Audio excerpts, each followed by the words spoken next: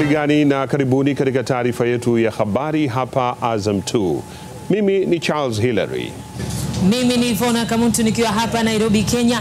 Mengi yamesemwa, lakini sasa tunasubiri kura ipigwe na matokeo yajulikane.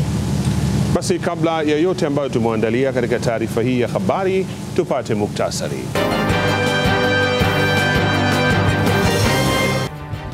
Waambie yale makubaliano tuliyokubaliana nayo. Rais Magufuli atamani kodi zinazokwamisha maendeleo ziondolewe.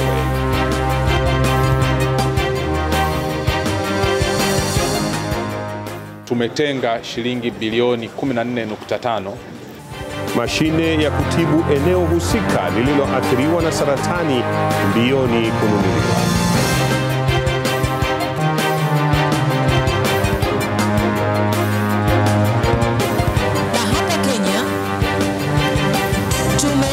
Uchaguzi Kenya yahakikishia wananchi kuwa iko tayari kwa shughuli ya upigaji kura hapo kesho. Na jiji la Nairobi la tulia tuli, bodaboda wakosa biashara huku wakazi wengi wakienda makwao kupiga kura.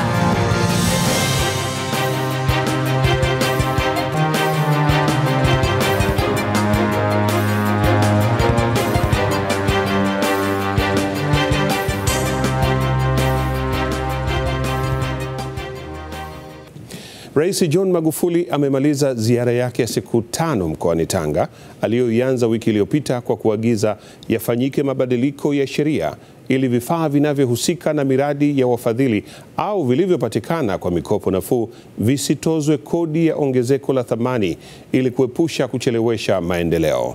Rais Magufuli ametoa maagizo hayo mjini Korogwe ambapo amesema serikali haiwezi kujikwaza yenyewe. Nimeshatoa maelekezo kwa IG pamoja na ninyi wizara ya TAMISEMI, mlizingatia hili na wizara zingine zote zinazohusika, mkae mkafanya amendment mwezi wa 9 tutakapoenda bungeni, kwa sababu unapotoza vati kwa mradi, kwa mfano uwe umefadhiliwa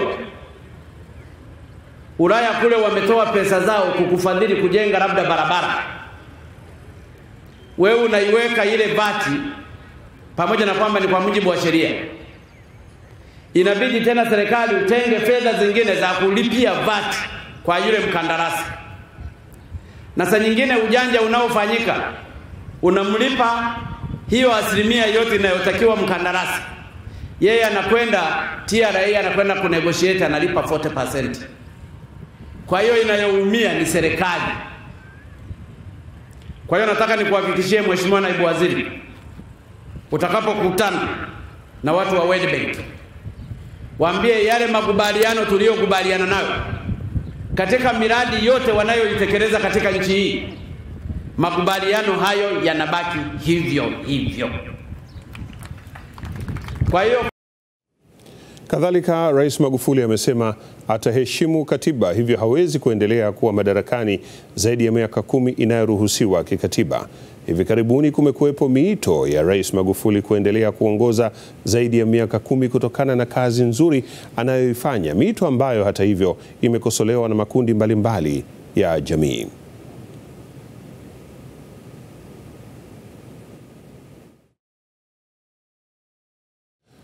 Mahakama Kuu ya Tanzania imetupilia mbali maombi ya mfanyabiashara Yusuf Manji ya kutaka kutenguliwa kwa hati ya mkurugenzi wa mashtaka DPP ya kuzuia dhamana juu yake.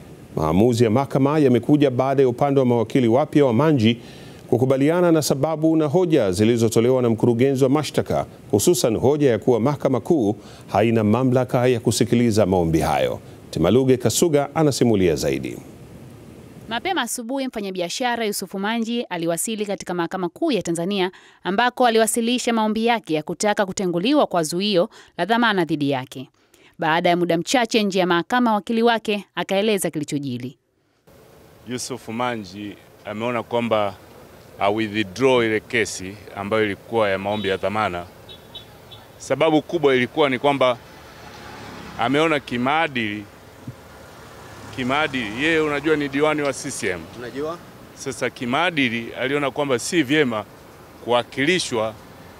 na ambaye yeye binafsi ameamini kwamba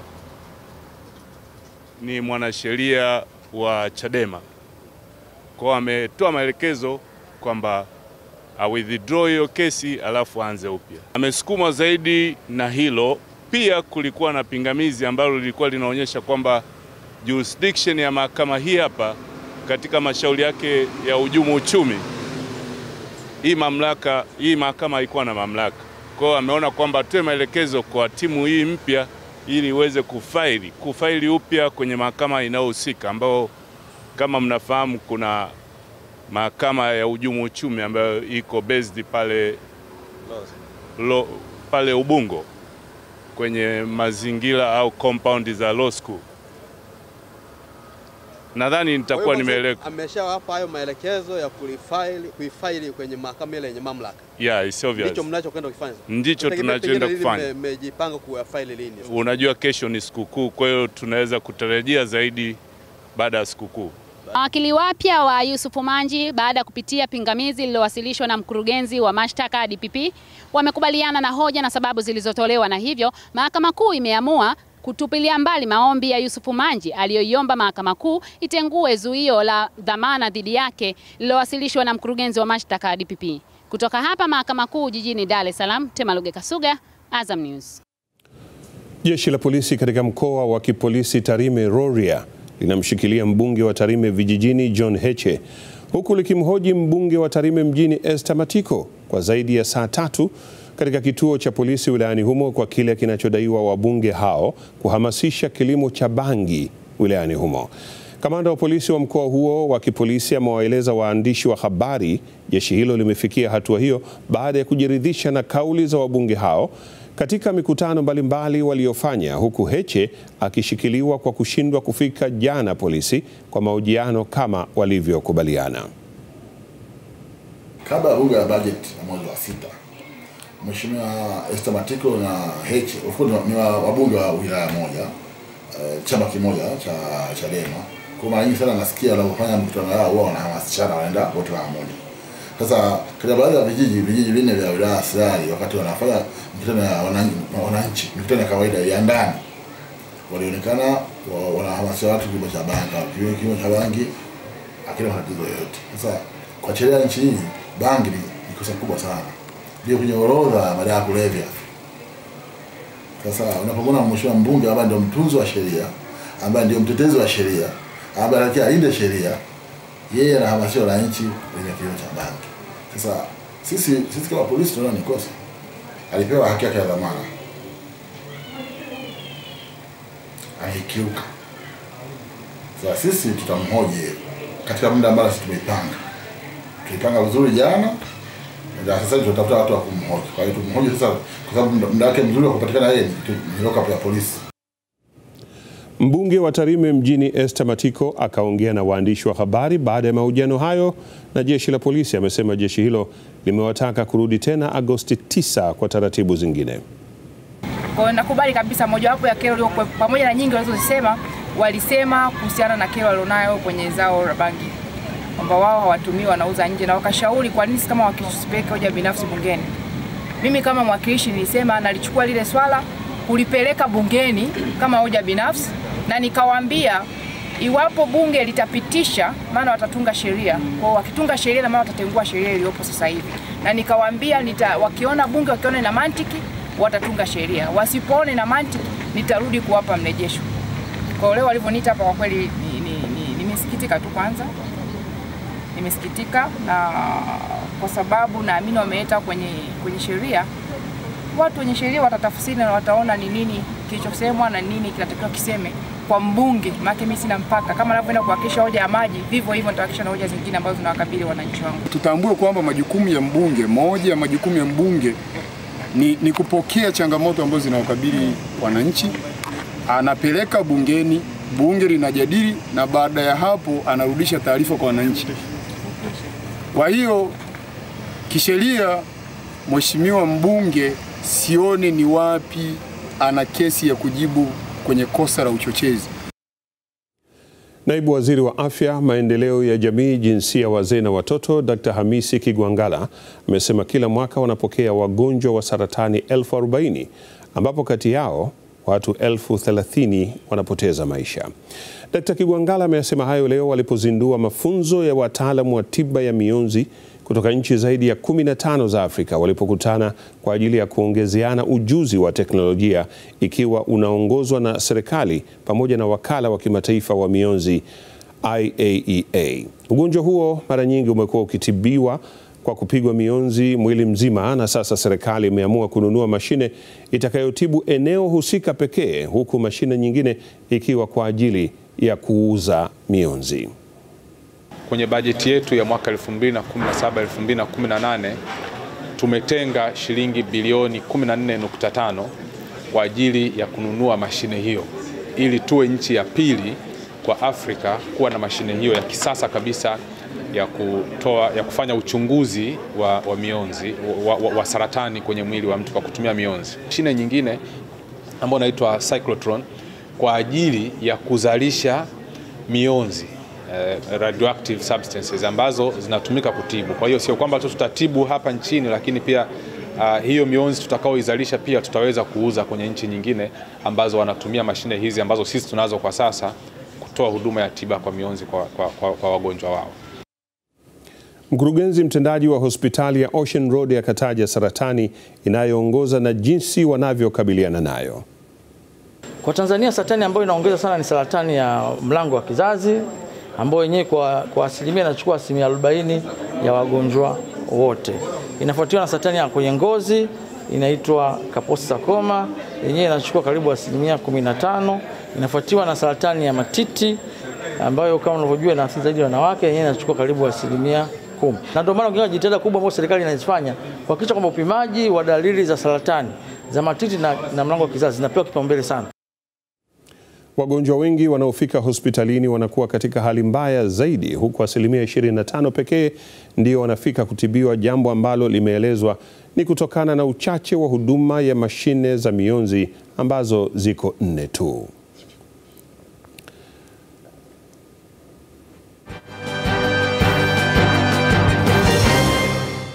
Hakuna kuandikia mate tena wakati wino upo.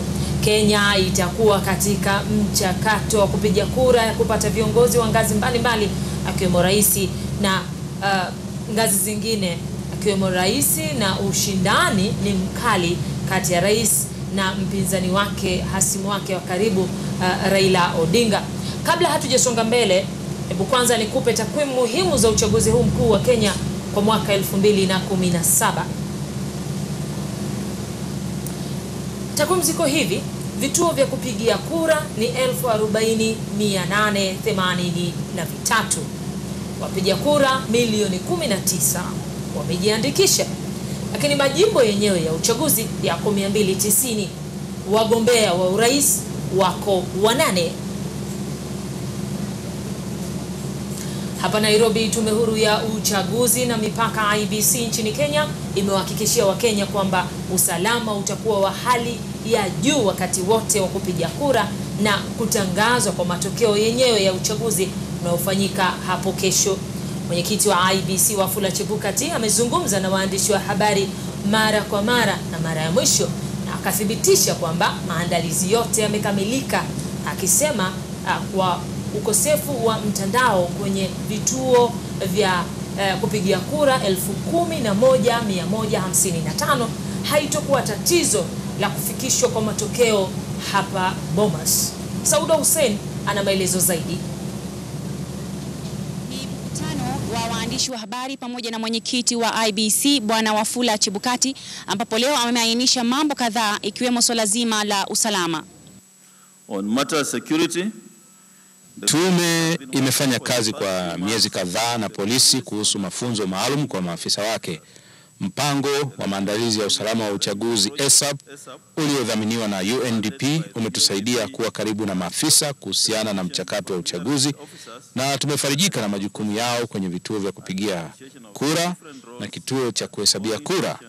Tunamshukuru Inspector Generali wa polisi kwa kutupatia maafisa wa ulinzi kwenye vituo vya kupigia kura, vituo vya kujumlishia na wafanyakazi wetu.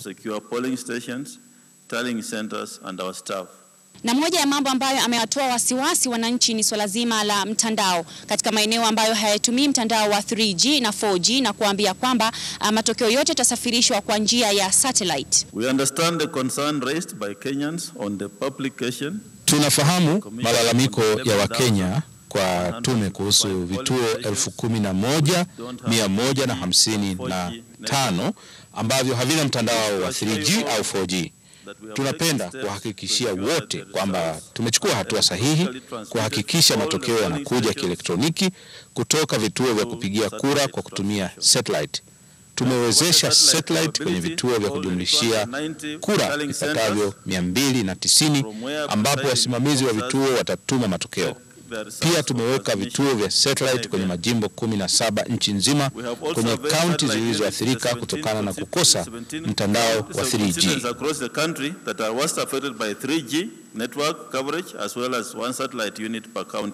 Jambo muhimu alilolisisitiza ni kwa wapiga kura wote kuhakikisha wanabeba vitu muhimu ambavyo vitawatambulisha kama Wakenya na kama wapiga kura.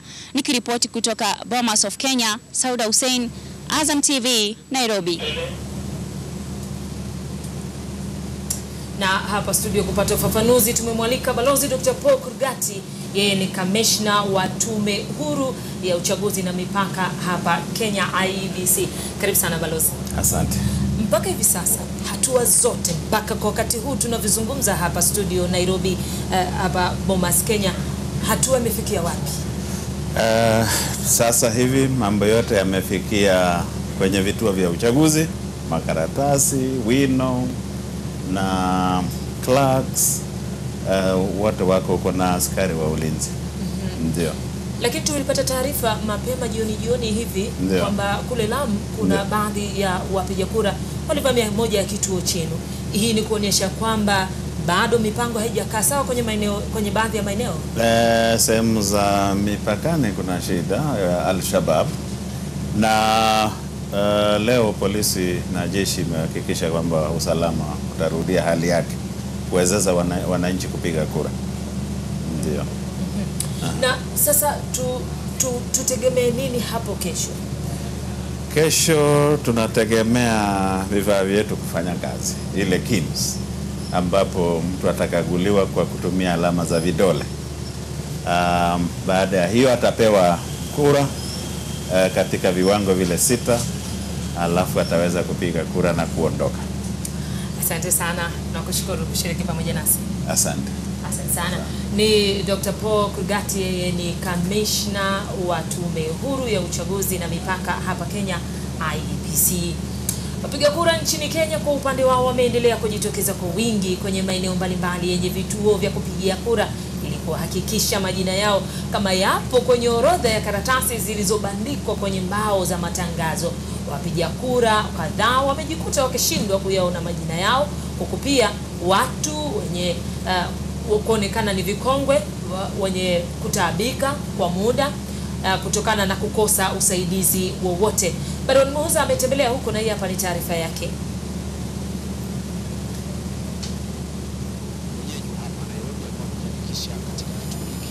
Na walikuwa na maneno kadha ya kuzungumzia. Nimekuja hapa kuhakikisha kama jina langu iko kwa register. Umeiona? Lakini nimeiona, lakini nimeitafuta sana kwa shida. Utaratibu ulivyowekwa una utazamaje? I think ni confused. Si convenient. Kwa sababu ukiona kama ni wamepanga alphabetically, unaenda saa zingine unapata they are mixed up. Sasa unashindwa how do I get my name? You know, inafaa kuwa very easy, unakuja tu kwa N. Kuna maelekezo kwamba unaweza ukapata jina kupitia kwenye simu. Hiyo nimesha confirm. Nimetafuta mpaka sasa ni kwenda nataka kwenda shauri, sasa mimi nimeitafuta mpaka nikaikosa. Kuna utaratibu umeelezwa ambao unaweza ukatafuta kwenye simu, kwanza ukatuma, wamekutumia ujumbe kwenye simu?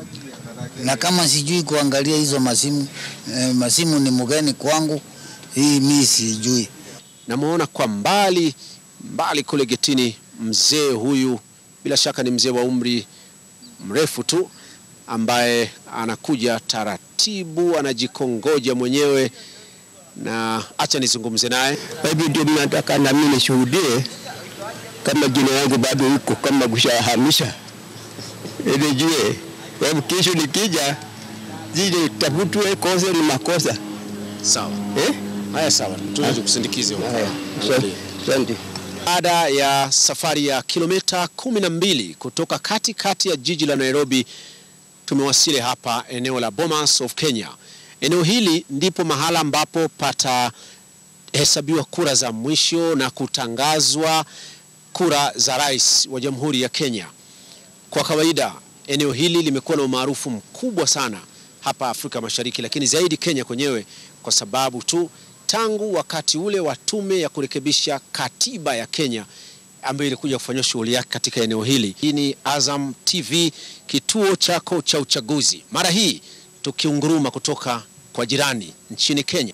Mimi ni Barwan Muhuza.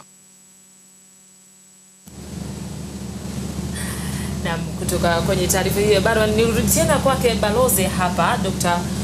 Paul Kurgati. Tumeshuhudia taarifa hii ambayo ameiandaa mwandishi mwenzangu. Nini ambacho unaweza kusema? Unaona vikongwe wakipata tabu? Huyo mkongwe alikuwa anaenda kuangalia jina lake kama lipo. Na kama unavyojua, kesho ndio watu wetu wataanza kusaidia hawa watu. Watakuwa kwenye vituo. Lakini vipi wale ambao walikuwa kitafuta majina na kuyakosa? Wataalamu wataangalia watafanya nini. Asante sana. Ni balozi Dr. Paul Kurgati alikuwa akishiriki hapa pamoja nami hapa Bomas. Jiji la Nairobi limekosa pilika ambazo zimezoeleka, na hii inakuja muda mchache kabla ya wananchi hawajatumia haki yao ya sita kuchagua viongozi watakaounda serikali. Ukosefu huo wa pilika na hapa na pale umesababisha madereva wa bodaboda kulalamikia kutokana na kukosa fedha, kwani wakazi wengi wa jiji hili wakiwa wameondoka kufuata maeneo waliojiandikisha kupiga kura. Nurdin Selemani ameandaa taarifa kamili. Ikawa miezi, majuma, siku, na sasa unaweza ukasema saa, ila ukipenda kujiridhisha ilikuwa na wingi, unaweza ukataja dakika ama sekunde, kwamba wananchi watakwenda kuamua nani atakuwa kiongozi wao. Hapa ni katika eneo la jimbo ama eneo bunge la Starehe. Upinzani mkali ukiwa baina ya hawa wagombea wawili. Huyu Steve Mbongo Ndwinga, yeye anagombea kupitia muungano wa NASA, lakini mwingine mtu maarufu zaidi katika ukanda huu wa Afrika Mashariki ni huyu mwanamuziki Charles Njagua Kanji, muite Jagwa. Hawa ndio ambao watakwenda kupambana sasa katika kuhakikisha nani atakuwa mbunge wa eneo hili la Starehe, kitu ambacho kinakuja mara baada ya kukamilika kwa kampeni hapa nchini Kenya.